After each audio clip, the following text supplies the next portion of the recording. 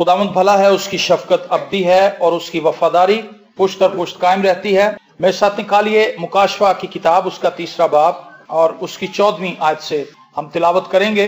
मुकाशवा 3रा बाब उसकी 14वीं आयत से खुदावंद के जिंदा पाक कलाम में यूं लिखा है, और लुदिकिया की कलीसिया के फरिश्ते को यह लिख कि जो आमीन और सच्चा और बरहक गवाह और खुदा की खलकत का मबदा है, वो ये फरमाता है कि मैं तेरे कामों को जानता हूं कि ना तू सर्द है ना गर्म। काश के तू सर्द या गर्म होता, बस चूंकि तू ना गर्म है ना सर्द बल्कि नीम गर्म है, इसलिए मैं तुझे अपने मुंह से निकाल फेंकने को हूं। और चूंकि तू कहता है कि मैं दौलतमंद हूं और मालदार बन गया हूं और किसी चीज का मोहताज नहीं, और ये नहीं जानता कि तू कमबख्त और ख्वार और गरीब और अंधा और नंगा है, इसलिए मैं तुझे सलाह देता हूं कि मुझसे आग में तपाया हुआ सोना खरीद ले ताकि दौलतमंद हो जाए, और सफेद पोशाक ले ताकि तू उसे पहनकर नंगेपन के जाहिर होने की शर्मिंदगी ना उठाए, और आंखों में लगाने के लिए सुरमा ले ताकि तू बीना हो जाए। मैं जिन जिन को अजीज रखता हूं उन सबको मलामत और तंबीह करता हूं। बस सरगर्म हो और तौबा कर। देख, मैं दरवाजे पर खड़ा खटखटाता हूं, अगर कोई मेरी आवाज सुनकर दरवाजा खोलेगा तो मैं उसके पास अंदर जाकर उसके साथ खाना खाऊंगा और वो मेरे साथ। जो गालिब आए मैं उसे अपने साथ अपने तख्त पर बिठाऊंगा, जिस तरह मैं गालिब आकर अपने बाप के साथ उसके तख्त पर बैठ गया। जिसके कान हो वो सुने कि रूह कलीसियाओं से क्या फरमाता है। आमीन। इस लेटर का जो मतलब है, ये लेटर इसलिए लिखा गया ताकि एक ऐसी कलीसिया से बातचीत की जा सके जो नीम गर्म है। कौन सी कलीसिया जी? नीम गर्म कलीसिया है, जो ना सर्द है और ना ही गर्म है बल्कि नीम गर्म है। 3 कैटेगरीज हैं यहां पर, सर्द लोगों की, नीम गर्म लोगों की, और जो सरगर्म है खुदा के साथ चल रहे हैं। जो ठंडे लोग हैं, सर्द हैं, उनकी ज्यादा तादाद कलीसिया से बाहर है, वो कलीसिया के अंदर नहीं।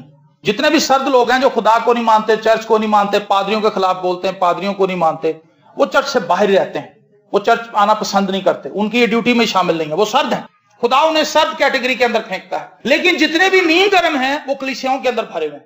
वो कलीसियाओं में आते हैं, दुआएं करते हैं, कलाम पढ़ते हैं, हदिया देते हैं, दायकी देते हैं, लेकिन उनकी जिंदगी जो है वो सरगर्म नहीं है बल्कि नीम गर्म है। तो नीम गर्म जो हालत है उसे खुदा पसंद नहीं करता। और ये एक तहाई खतरनाक बात है जो खुदा यीशु मसीह ने फरमाई कि तू कहलाता जिंदा है लेकिन तू है मुर्दा। खुदा नीम गर्म लोगों को जिंदा नहीं मानता। सुन ले, कितनी खतरनाक बात है। वो लोग जो डिवाइडेड हैं, जो अपनी लाइफ को 50-50 गुजार रहे हैं, इधर भी हैं उधर भी हैं। नीम गर्म की जो तारीफ है वो बहुत से तरीकों से की जा सकती। नीम गर्म शख्स वो है जिसका रुझान दुनिया के अंदर भी है और खुदा के साथ भी वो थोड़ी बहुत बातचीत करता रहता है। आपको पता है जो लूत था, जो निकला तो अच्छे इरादे के साथ निकला, लेकिन उसके अंदर नीम गर्मी की जो स्पिरिट थी वो मौजूद थी। वो दुनियादार भी था और खुदा के साथ चलने का दावेदार भी था। और जब अब्राहम ने उससे कहा कि तू सिलेक्ट कर कौन सी चीजें लेगा, तो उसने देखा कि ये सारा इलाका तो सब्जे से भरा हुआ है, यहाँ पे दरिया भी हैं, यहाँ पर सब कुछ है और यहाँ पर मेरी भेड़ों के लिए चारा खूब है। उसने फौरन कहा कि जनाब ये जगह आप मुझे दे दें। हालांकि दूसरी तरफ देख रहा था कि यहाँ तो सब बंजर और उजाड़ है, तो मेरे साथ जो अब्राहम है उसकी भेड़ों का क्या बनेगा। उसने कहा जी ये इलाका मुझे दे दें, आप जिधर मर्जी जाएं। और अब्राहम ने कहा ठीक है तू ये इलाका ले ले। और अब्राहम जो था वो सरगर्म बंदा था, ईमान के अंदर चलने वाला था। वो ईमान से अपनी भेड़ों को लेकर उस इलाके में चला गया जहां पे बहुतात के साथ सब्जा नहीं था, लेकिन तो भी खुदा ने उसे लूत से ज्यादा बढ़ाया। तो खुदा ये कहता है कि काश तू सर्द होता या तू गर्म होता, लेकिन तू नीम गर्म है। नीम गर्म शख्स वो है जो दुनियावी मामलात में अपने आप को उलझा लेता है, जिसकी ये ख्वाहिश है कि मैं साथ साथ दुनिया को भी रखूं और खुदा को भी लेकर चलता रहूं। वो शादी के लिए चर्च छोड़ सकता है, शादी आ जाती है वो कहता है चलो जी चर्च रहने देते हैं, शादी पर चलते हैं। और जब खुदा उसे दुआ करने के लिए कहता है तो वो कंबल को छोड़ नहीं पाता, उसको ठंड ज्यादा लगने लगती है। ये उसकी नीम गर्मी की जो कैफियत है इससे साबित होती है। अगर आप में से कोई ऐसा है तो आप अपने आप को देख लें कि आप नीम गर्म है। मैं आज आपसे ये क्वेश्चन करना चाहता हूं, कहीं आप नीम गर्म तो नहीं? आज आपने अपने आप से पूछना है, हम इसको खोजने की कोशिश करेंगे कि कहीं हम नीम गर्म तो नहीं है। अगर हम नीम गर्म हैं तो याद रखें हम डेड कंडीशन में हैं, खुदा में पसंद नहीं करता। एक खुदा का खादिम था, कई सालों से वो खुदा की खिदमत कर रहा था, बड़ा सरगर्म था, 50 साल उसने खुदा का कलाम सुनाया। लेकिन आहिस्ता आहिस्ता उसने ये तस्लीम करना शुरू कर दिया अपने लिए कि अब मैं बूढ़ा हो गया, अब मुझे कलाम सुनाने नहीं जाना चाहिए, 50 साल मैंने कलाम सुना लिया है, अब और कितना कुछ सुनाऊं, बस ठीक है। और वो अपने घर में आराम से बैठ गया, अपनी बीवी को कहता था अच्छे अच्छे खाने मेरे लिए बना के ला, और उसकी बीवी उसके लिए अच्छे अच्छे, उसने अपने आप को खुद ही रिटायर कर लिया। और वो ये समझता था कि मैंने 50 साल कलाम सुना लिया है, ये बहुत है, अब इससे ज्यादा और मैं क्या करूं। तो उसने अपनी जिंदगी को रिलैक्स कर लिया। नीम गर्म होने का एक ये भी मसला है कि हम रिलैक्स हो जाते हैं। आपको पता है आज कलीसिया बड़ी रिलैक्स है, दुआ का टाइम फैमिली के लिए 7 बजे का रखा होता है, कहते कोई बात नहीं, आराम से मिस कर देते हैं, ऐसा है ना, बड़े इजीली हम मिस करते हैं। बाइबल स्टडी नहीं करते, चर्च आना हमारे लिए ऑप्शनल है, कंपलसरी नहीं है, लाजमी नहीं है, ऑप्शनल है। जो स्टूडेंट है वो समझ रहे हैं क्या है। एक होता है कंपलसरी, वो मजमून आपको रखना ही होता है, और एक होता है ऑप्शनल, आप उसे रखें, इख्तियारी मजमून, आप उसे रखें या ना रखें। कलीसिया में आ जाए, चर्च आ जाए, ना आए, सोए भी रहे तो क्या है, खुदा ने कौन सा डंडा मार के हमें उठाना। लेकिन खुदा कहता कि तू होश में आ, तू नीम गर्म है। देखें ये कितनी खतरनाक चीज है। और चूंकि तू कहता है मैं दौलतमंद हूं और मालदार बन गया हूं और किसी चीज का मोहताज नहीं, और ये नहीं जानता कि तू कमबख्त और ख्वार और गरीब और अंधा और नंगा है। आज कलीसिया के पास जितनी दौलत है, तारीख के अंदर इतनी दौलत कभी भी कलीसिया के पास नहीं थी। कलीसिया गरीब थी। आज कलीसिया के अंदर बड़े बड़े बिजनेसमैन हैं, बड़े बड़े मालदार लोग हैं, और आम लोगों की बात कर रहा हूं जो आप लोग बैठे हैं। आप लोगों के घर में भी किसी जमाने में एक हांडी भी नहीं पकती होगी, लेकिन अब घरों में 3-3 हांडियां बनती हैं। ऐसा ही है, गरीब से गरीब फैमिली के अंदर भी 2 बच्चे कहते हैं मैंने टिंडे नहीं खाने, कीमा बनाओ, और उनके लिए 2 बच्चों के लिए कीमा बन जाता है। जो टिंडे पर इत्तेफाक कर लेते हैं, आमादा हो जाते हैं टिंडे खाने पर, उनके लिए 1 किलो टिंडे आ जाते हैं। और तीसरी एक पार्टी और है जो बर्गर शर्गर है, बर्गर खाते हैं, शवारमे खाते हैं। बर्गर भी अब पीछे चला गया, शवारमा आगे निकल गया है। कहते जी शवारमा लई, मेरे लिए आंधी वाली लई होता, वो टिंडे भी नहीं खा रहा, वो कीमा भी नहीं खा रहा, वो तीसरी चीज की तरफ भाग रहा है, वो शवारमा मांग रहा है। तो आज गरीब से गरीब घर को भी आप देख लें, उसके अंदर भी इतना पैसा है कि 3 हांडियां बन सकती। पहले ऐसे नहीं था। मैंने ऐसा वक्त भी देखा अपनी लाइफ में कि सूखी रोटी खाने के लिए नमक वाली हम तवक्को करते थे कि इतना ही आटा आ जाए कि मेरी मां उसके अंदर नमक डाल के गूंद ले तो हम कावे के साथ वो खा लें, लेकिन कई बार वो भी नहीं होता। तो मैं ये कहता हूं आज की कलीसिया इतनी मालदार है कि वो अपने मामलात को सही तरीके से चला रही है। हम अपने आप को चाहे गरीब कहते रहे, लेकिन मैंने आपको प्रूफ दे दिया कि आप अमीर हैं। आप महीने के अंदर 3-4 सूट सिलाई लेते हैं। नहीं, बहनों की बात नहीं कर रहा, बंदियां नहीं कर रहा, बहनों का तो और सिलसिला। और जब भी वो अलमारी खोलती है उन्हें कोई भी नया सूट नहीं मिलता। वो जब भी अलमारी खोलती हूं कहनी हाँ मेरे को तो कपड़े कोई नहीं। तू मालदार है, तू दौलतमंद है, तुझे किसी चीज की जरूरत नहीं, तुझे किसी चीज की हाजत नहीं, दुआ करने का तुझे पता नहीं, कलाम पढ़ने का तुझे पता नहीं, चर्च में आने का तुझे पता नहीं, खुदावंद मुझसे क्या चाहता है इसका तुझे पता नहीं, अपनी जिंदगी के मकसद का तुझे पता नहीं, लेकिन मालदार बहुत है, दौलत बहुत है, आसाइशें बहुत हैं। हमारा ध्यान आज दुनियादारी की तरफ लगा हुआ है। इस साल हमारे पास एसी 1 टन का था, अगले साल हमने 1.5 टन का एसी कैसे लेना है। तू नीम गर्म है, इस साल मैं इतना हदिया देती थी लेकिन नेक्स्ट साल इतना होना चाहिए। ये सरगर्मी है। और वो जो पहली कंडीशन है 1 टन से 1.5 टन पे कैसे जाना है, छोटे घर से बड़े घर में कैसे जाना है, पुराना कारपेट से नया कारपेट कैसे आएगा, ये सारी चीजें दुनियावी हैं। इन चीजों से खुदा हमें मना नहीं करता, लेकिन अगर हम इन चीजों को खुदा से आगे ले जाते हैं तो ये चीजें हमें नीम गर्म बना देंगी। नीम गर्म होने का मतलब है खुदा से अपनी निगाहें हटा लेना। नीम गर्म होने का मतलब यह है जिंदगी से निकलकर मुर्दापन के अंदर चले जाना। नीम गर्म होने का मतलब यह है सरगर्मी से निकलकर सुस्ती के अंदर चले जाना। नीम गर्म का मतलब यह है खुदा से ज्यादा दुनिया को मोहब्बत करना। नीम गर्म का मतलब यह है अपनी हट पर चलना, अपनी मर्जी को आगे लेकर आना, खुदा के कलाम से ज्यादा अपनी मर्जी को तरजीह देना। यह है नीम गर्म होना। आज कलीसिया के अंदर नीम गर्म लोग बैठे हैं। मुझे याद है खुदावंद यीशु मसीह ने गतसमनी के बाग में शागिर्दों से एक बात कही थी। एक अरसे तक मैं इसे हौसला अफजाई की बात समझता रहा, लेकिन अब मुझे एहसास होता है कि खुदावंद यीशु मसीह ने उनकी हौसला अफजाई नहीं की थी, बल्कि उन्हें एक मैसेज दिया था। खुदावंद यीशु मसीह ने अपने रसूलों से कहा कि तुम दुआ करो, और वो सो गए। क्या हो गया जी? सो गए। तो खुदावंद ने हमें भी तो कहा दुआ करो, तो हमारी क्या हालत है बताएं जरा, हम भी सोए हुए। इजी। और जब वापस आए खुदावंद यीशु मसीह तो लिखा है अपने शागिर्दों को सोते हुए पाया और फिर उन्हें जगाया, उन्हें कहा कि दुआ करो। फिर गया खुद दुआ करने के लिए। जब वापस आया तो सोए हुए थे, बेखबर थे उस वक्त। तो यीशु ने उन्हें हिलाया, उन्होंने कहा कि मेरे पकड़वाने वाले नजदीक आ गए। तो खुदावंद यीशु मसीह ने वहां पर एक बात कही थी कि रूह तो मुस्तैद है लेकिन जिस्म क्या है। तो मैं ये समझता था कि खुदावंद यीशु मसीह ने उनकी तारीफ की है कि तुम दुआ तो करना चाहते हो लेकिन तुम्हारी बॉडी जो है वो तुम्हें इसके लिए इजाजत नहीं दे रही। लेकिन आज मुझे ये बात समझ आई है कि खुदाम यीशु मसीह ने उनसे ये कहा था कि रूह तो तुम्हारी मुस्तैद है, लेकिन इससे आगे बढ़ने की जरूरत है। मैं दुआ करना चाहता हूं जी, लेकिन कब करोगे भाई? मैं कलाम तो पादी साहब पढ़ना चाहता हूं, लेकिन भाईजान कब पढ़ेंगे?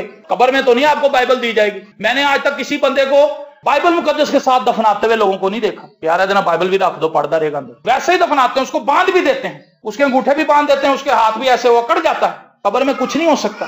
ज़बूर में भी कहता है कब्र में कौन तेरी सिताइश करेगा? गौर में कोई यादगारी नहीं, खुदा की यादगारी आप वहां क्या करेंगे? जब जिंदा नहीं कुछ कर सके तो मर के क्या करना है? खाली विलिंग हार्ट जरूरी नहीं है, उसके साथ अमल की भी जरूरत है। इस साल इस महीने में दायत की दूंगा, महीना गुजर गया, फिर अगले महीने ऐद की वेखी मैं देनी, फिर निकल गई। ऐद की मैं जरूर दे, वो भी निकल गई। विलिंग हार्ट है लेकिन अमल तो कहीं नहीं है। खुदा यीशु मसीह ने कहा रूह तो मुस्तैद है, दुआ तो हम करना चाहते हैं, चर्च तो आना चाहते हैं, नेकियां तो करना चाहते हैं, मोहब्बत तो करना चाहते हैं, माफ तो करना चाहते हैं, दूसरों की बर्दाश्त तो करना चाहते हैं, गुस्से पे कंट्रोल तो करना चाहते हैं, कलाम तो पढ़ना चाहते हैं, रिश्वत से तो बाज रहना चाहते हैं, गालियां निकालना बंद करना चाहते हैं, लेकिन करेंगे कब? क्वेश्चन तो ये है। और अगर आप चाहते ही हैं तो मैं आपको बताना चाहता हूं, आप नीम गर्म है, खाली चाहने से कुछ नहीं होगा। मैं चाहती हूं कि उठ के हांडी बना लूं, अब चाहती रहे आप, जब तक आप उठेंगी नहीं, सब्जी छीलेंगी नहीं, चूल्हा जलाएंगी नहीं, हांडी पे चढ़ाएंगे नहीं, तब तक सालन बनना नहीं। तो आपका बंदा आ जाएगा, वो कहेगा कि जी मैं तो रोटी खाना चाहना, तुसी कहोगे जी मैं तो चाहनी सा, लेकिन वो फिर किसी और तरीके से डील करेगा, लड़ाई झगड़ा हो जाएगा। हम क्या करते हैं, हम सिर्फ चाह ही रहे हैं, इतने सालों से चाह रहे हैं, लेकिन हम अपने आप को बेहतर करना चाहते हैं, लेकिन हम कर ही नहीं रहे क्योंकि हम नीम गर्म है। और खुदा को इस कंडीशन से नफरत है। खुदा कहता है तुझे मुंह से निकाल फेंकने को। हमारे पास जितने भी लोग आते हैं क्यू के अंदर दुआ करवाने के लिए, फैमिलीज में हम जाते हैं, किसी शख्स की कोई स्पिरिचुअल नीड नहीं है, उन्हें इस चीज से कोई सरोकार नहीं कि हमें रूह की नेमतें मिल जाएं। पादी साहब मेरे लिए दुआ करें कि मुझे कलाम की समझ आए, मैं बाइबल पढ़ती हूँ, मुझे कलाम की समझ नहीं आती, इस तरफ आता ही कोई नहीं, क्योंकि हम नीम गर्म है, हमारा तो ध्यान ही नहीं है, हम सरगर्मी की तरफ आना ही नहीं चाहते। हमारा ध्यान तो इन चीजों की तरफ है कि सर जी हमारे मोहल्लेदार ने हमें बड़ा सताया हुआ, दुआ करें कि खुदा इसको यहां से ले ही जाए। लानते मांग रहे हैं, दूसरों को डिस्टर्ब करना चाहते हैं और अपनी जिंदगी को हम पुरसुकून बनाना चाहते हैं। वो मसीही जो पुरसुकून जिंदगी की तलाश कर रहा है वो असल में मसीही तालीम से बाहर है। आप इब्तदाई कलीसिया की सारी तारीख को पढ़ लें और उन मसीहियों को पढ़ लें जो मौजूदा कलीसिया के अंदर भी खुदा के लिए इस्तेमाल हुए हैं, वो बेचैन लोग हैं। लेकिन उनकी बेचैनी ये नहीं है कि मैंने दौलत कैसे हासिल करनी है, मैं कैसे बड़ा घर बनाऊं, मैं कैसे ये करूं, मैं पैसे वो करूं, कैसे मैं कनाडा का वीजा लगवा लूं, कैसे मैं बड़ी गाड़ी ले लूं। वो इसलिए बेचैन नहीं है। हमारी बेचैनी तो आज ये है, बेचैन हम भी हैं, लेकिन हम और चीजों के लिए बेचैन हैं। लेकिन खुदा चाहता है कि हम और चीजों के लिए बेचैन हों, आसमानी चीजों के लिए बेचैन हों। खुदा मुझे रूह की नेमतें दे। खुदा मेरे इर्द गिर्द मोहल्ले के अंदर जितने लोग हैं मसीही तो हैं, लेकिन वो तुझे जानते ही नहीं। मसीही खानदानों के अंदर पैदा हुए हैं, घुटने टेक कर उनके लिए हम दुआ नहीं करते, उनके लिए बेचैन नहीं, हम उन तक मसीह का पैगाम लेकर नहीं जाना चाहते, हम उनसे मोहब्बत नहीं करते। देखें नीम गर्म होना कितना खतरनाक है। तू कहलाता जिंदा है लेकिन तू है क्या असल में? हमारी लाइफ 50-50 है। हर कलीसिया के अंदर नीम गर्म लोगों की तादाद 98% है, उनमें पास्टर भी शामिल है। बड़े नीम गर्म मैंने पादी देखे हैं, अंदर कलाम सुना के बाहर सिगरेट लगा रहे होते हैं और उन्हीं लोगों को मिल रहे होते हैं जिन्हें कलाम सुनाया है। वो पादरी क्या किसी को नशेबाजी से बचाएगा? तो खुद नीम गर्म है, नीम गर्म से भी कोई आगे उसकी स्टेज हो। एक शख्स से मेरी मुलाकात हुई, वो रिटायर्ड हुआ किसी चर्च से, चर्च उसको रिटायर्ड कर दिया, मिशन का पादरी था, वो रिटायर्ड हो गया। तो उसके बाद जब हम उसके लिए दुआ करने के लिए गए, विलियम भाई थे हमारे साथ, तो उस पादरी ने जो स्टेटमेंट दी सुने, उसने कहा पुत्र खिदमत ते तुसी कर रहे हो, असी ते 60 साल ड्यूटी की है। संडे को खड़े हो गए गौन पहन के और लोगों को कलाम सुना दिया। और जो फैमिली अमीर थी उनके घरों में जाकर शराबें पी ली। ऐसे ऐसे पादरी, ऐसे ऐसे फादर भी हैं जो लोगों के घरों में जाकर शराबें पीते हैं, कुर्बानी के गोश्त के कबाब खाते हैं। ऐसा नीम गर्म पादरी अपनी कलीसिया से सरगर्म होने की क्या तवक्को करेगा? वो कैसे सोचेगा कि मेरी कलीसिया सरगर्म हो जाए? सवाल ही पैदा नहीं होता। जो शख्स शराब पीता है, जो शख्स गोश्त खाता है कुर्बानियों का, सिगरेटें पीता है, नशे करता है, वो दुआ क्या करता होगा? रात को तो वो शराब पी लेता है, जिस टाइम पे दुआ का टाइम है उस वक्त तो नशे के अंदर चला गया, और अगले दिन भी वो लेट ही उठता होगा। जो शराब पीता है सुबह लेट उठता है, उससे जल्दी नहीं उठा जाता क्योंकि शराब उसको सुला देती।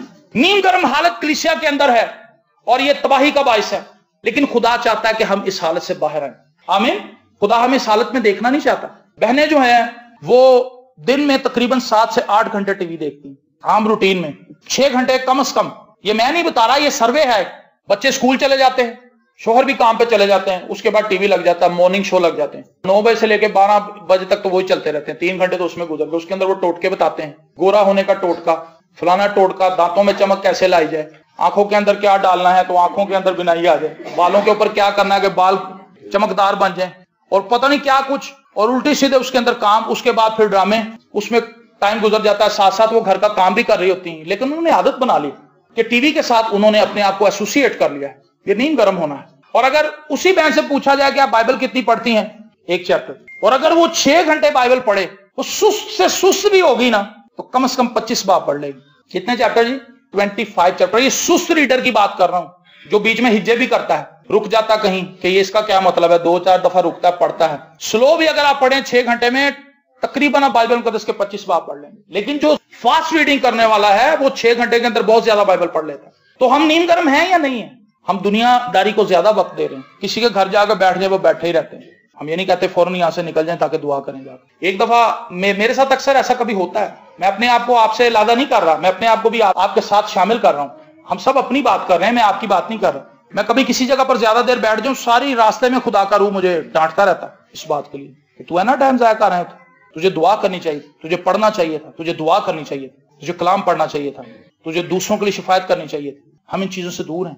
नींद गर्म है, लेकिन खुदा उसके लिए एक सलाह देता है, उसे एडवाइस देता है। वापस आने के लिए भी तो कुछ होना चाहिए। सलाह क्या है? इसलिए मैं तुझे सलाह देता हूं कि मुझसे आग में तपाया हुआ सोना खरीद ले ताकि तू दौलतमंद हो जाए। इससे पहले वो कहता है तू दौलतमंद मानता है अपने आप को, लेकिन तू दौलतमंद नहीं है, तू ख्वार है, तू कमबख्त है, तू नंगा है। लेकिन अब मैं तुझे एडवाइस देता हूं, मुझसे आग में तपाया हुआ सोना ले ले। इसके 2 मतलब हैं। मुझसे वो रास्तबाजी ले ले जो बड़ी मुश्किलों से हासिल की गई है, ये वो रास्तबाजी है जो खुदावंद यीशु मसीह के वसीले से मुझे और आपको मिली है। और दूसरा, मुझसे वो ईमान ले ले जो तेरा अपना ईमान नहीं है बल्कि मेरा है। Praise the Lord. इन 2 चीजों से एक नींद गर्म शख्स वापस आ सकता है, इसके अलावा और कोई हल नहीं। आज दुनिया के अंदर मैं आपको बताऊं, बेहतरीन क्रिश्चियन बनने के लिए अनगिनत किताबें लिखी जा रही हैं और वो बेस्ट सेलर्स हैं, बिलियंस के हिसाब से वो बिक रही हैं। अच्छा मसीही बनने के टोटके, और उन किताबों को लिखने वालों ने करोड़ों डॉलर छापे हैं।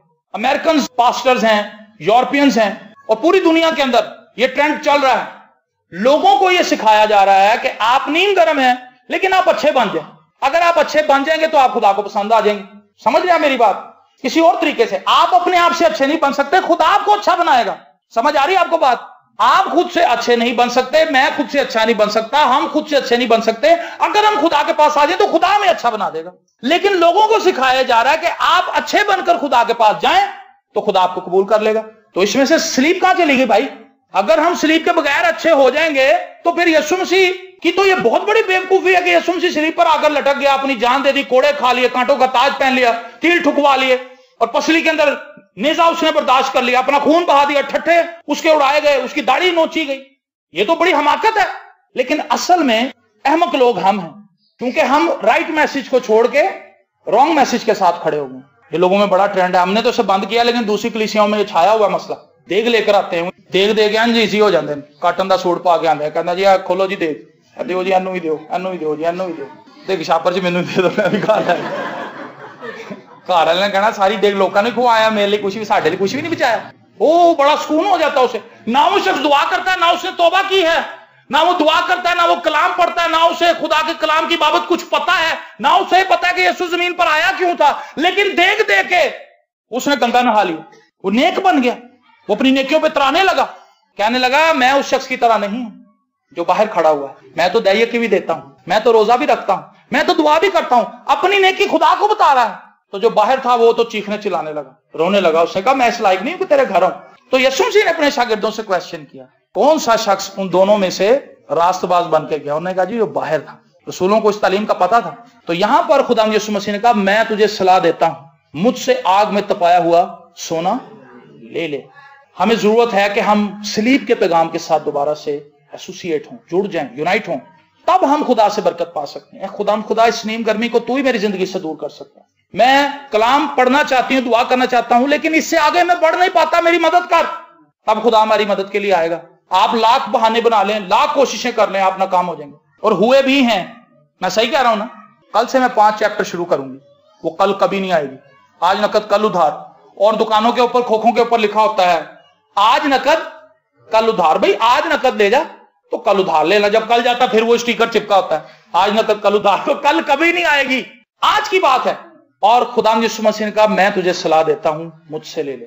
हमें उस रास्तबाजी की जरूरत है, हमें उस फेवर की जरूरत है जो खुदा यीशु मसीह में मुझे और आपको मुफ्त मुयस्सर है। हमने सिर्फ उसको लेना है, हमने उसको एक्सेप्ट करना है अपनी लाइफ में, और आफ्टर दैट हम इस सिचुएशन से बाहर आ जाएंगे, नीम गर्मी से निकलकर सरगर्मी में चले जाएंगे। फिर हम जो कुछ करने का इरादा करेंगे वो हमसे हो जाएगा। आमीन।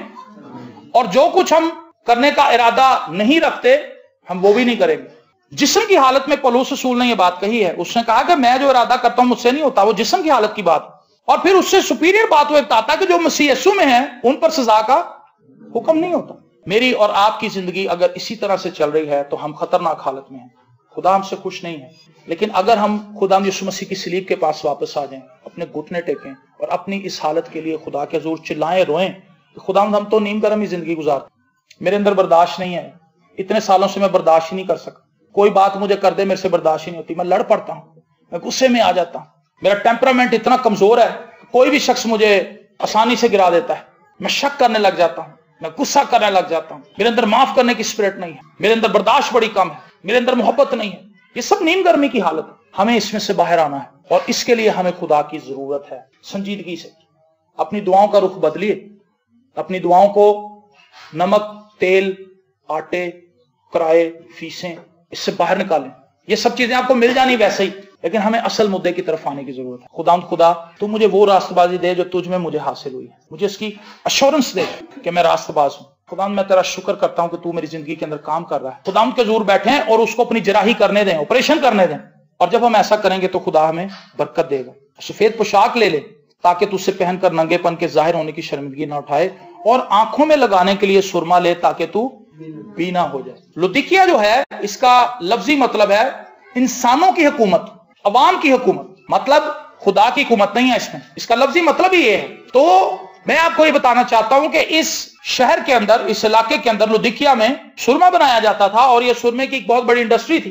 तो खुदा यीशु मसीह ने जितनी भी इसके अंदर बातें की हैं वो सब उस इंडस्ट्री को लेकर हैं, और सुरमे की मिसाल जो दी गई है वो भी इसीलिए दी गई है कि वहां पर सुरमा बड़ा बिकता था। तो खुदा उनसे कहना चाहता है कि जो सुरमा तुम बनाते हो वो आंखों को तेज नहीं करता, जो सुरमा मैं तुम्हें दूंगा वो सुरमा तुम्हारी आंखें खोलेगा। सो हमें खुदा की सुरमे की जरूरत है, खुदा की बसीरत की जरूरत है, वो बसीरत जो खुदा हमें देता है, देखने की वो सलाहियत जो हमें खुदा की तरफ से मिलती है। सो क्या आप नींद घर में रहना चाहते हैं? मेरा लास्ट क्वेश्चन है आपसे, या आप इस हालत से निकलना चाहते हैं तो फिर आज आपको खुदा के पास संजीदगी से आना होगा, अपनी जिंदगी को खुदा के पास लाना होगा, वरना ऐसे मामलात नहीं चलेंगे। आधी जिंदगी से ज्यादा गुजर चुकी है, आधी भी गुजर जाएगी, आपको पता नहीं चलेगा।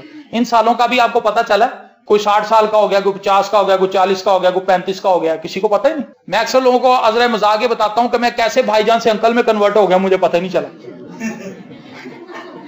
मैं वाइस के कपड़े लेने के लिए गया तो वहां पर एक लड़का कहता अंकल ये देखें ये स्वेटर, मैंने शीशे में अपने बाल देखे, मैं सही कहा। आप कैसे बचपन से लड़कपन में जाएंगे, लड़कपन से एकदम से आप अंकल बन जाएंगे, और अंकल से फिर एकदम ही चाचा बन जाएंगे, और एक वक्त आएगा लोग आपको कब्रिस्तान लेके जा रहे होंगे। लेकिन उससे पहले जो कुछ करना है वो मैंने और आपने करना है, और वही जिंदगी है।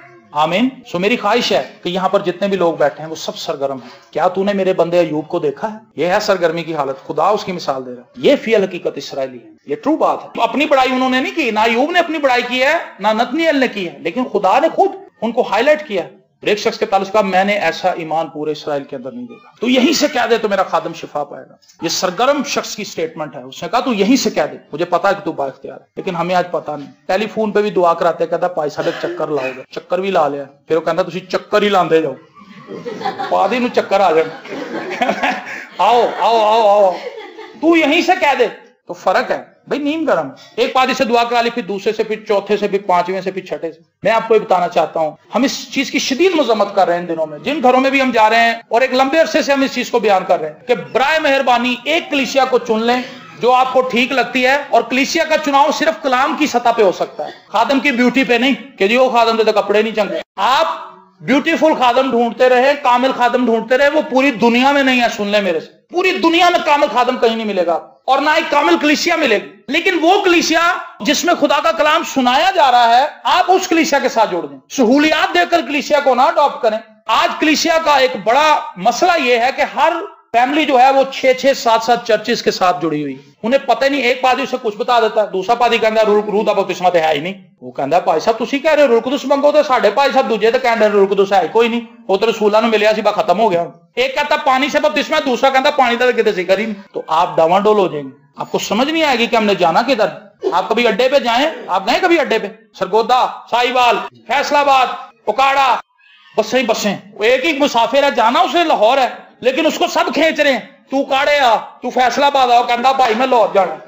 हमारा एक अंकल था, आखिरी बात कर खत्म करूंगा, हमारा एक अंकल था, वो सियालकोट से उतरा अड्डे पे, सियालकोट से लाहौर आया, तो एक बंदा उसको खींच के दोबारा सियालकोट वाली बिठा रहा, ना ही मैं 3 घंटे का लक दूरा करके लाहौर पहुंचा, तू फिर मैं सियालकोट। तो यही पादरियों का हाल है। कोई पादरी सरगोदे ले जा रहा है, कोई सखर ले जा रहा है, कोई कराची लेके जा रहा है, लेकिन आपको अगर अपनी मंजिल का पता नहीं तो आप किसी भी बस में बैठ जाएंगे। हम भुगलाए हुए हैं अड्डे पे, समझ लिया आप अड्डे पे हैं, कोई पादरी उधर खींच रहा है, कोई उधर खींच रहा है, लेकिन अगर आप खुद कलाम नहीं पढ़ते तो आप इसी तरह भुगलाए रहेंगे और इसी तरह बसों के अड्डों पे चक्कर लगाते रहेंगे और आप दूसरों की तालीम में बह कर निकल जाएंगे। लेकिन अगर आपके पास अपना स्ट्रॉन्ग फेथ होगा, कोई आपको कितनी भी गलत तालीम दे, आप कहेंगे नहीं पादरी साहब तुसी गलत कह रहे हो, यू आर रॉन्ग।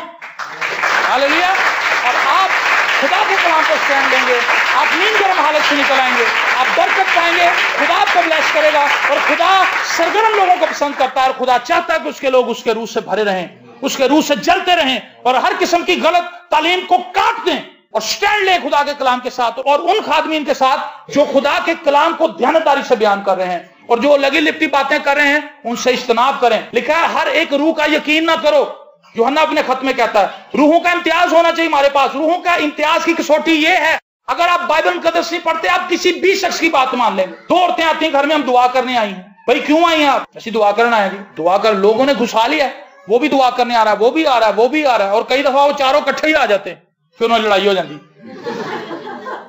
सो मेहरबानी कीजिए अपने ऊपर, अपनी कलीसिया पर, अपने खानदान पर संजीदगी से खुदावंद की तरफ रुजू लाइए ताकि खुदा आपको बरकत दे सके। God bless you.